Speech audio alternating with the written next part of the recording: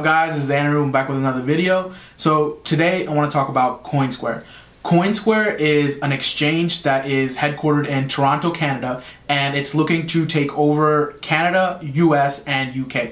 So first, it is located in Canada and it's operating in Canada as we speak. However, it's only offering just the basic Bitcoin Ethereum.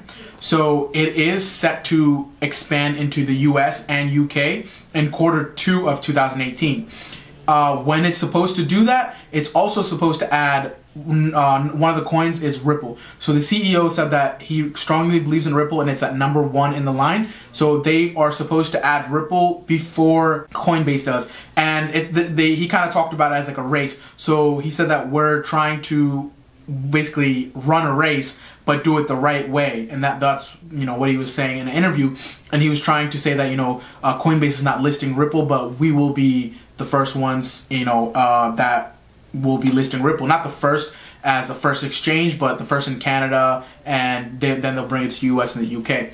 So it's identically supposed to be exactly like Coinbase, where you can put your fiat money from your bank account, your credit card, and stuff like that. And they're just doing the basic Bitcoin and Ethereum. However, they said that they're putting one coin every month, so one new coin every month till they had certain coins that they'll stop at, or that they feel comfortable stopping at, or they'll just keep expanding, and they're not going to put any coins that they think are scams or people that do a lot of pump and dumps on some coins. They're not going to do that.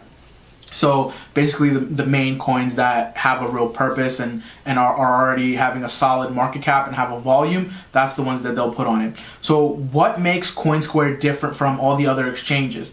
What Coinsquare is doing is that it's not releasing an ICO, initial coin offering. It's actually doing an IPO, an initial public offering. So when they do an IPO, they are basically putting themselves out as a regular company, a normal company that interacts on the stock exchange. And the 9th biggest stock exchange, Toronto Exchange, is basically is what it's supposed to be listed on. So the reason that they're going that route is because a lot of people do not trust exchanges for cryptocurrency. As you can see, there are so many that get hacked, so many that are accused for insider trading, and so on and so on.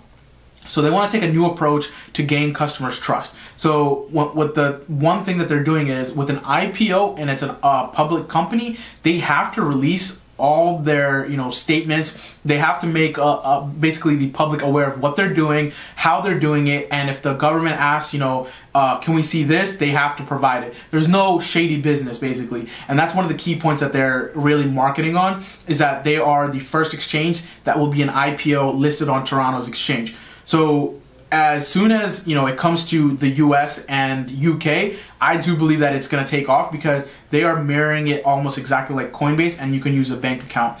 In addition to being transparent with their customers, they are also taking huge steps in security. So they're stating that 98% of their coins will be listed on a cold storage wallet. So it's very, very hard for hackers to hack the exchange.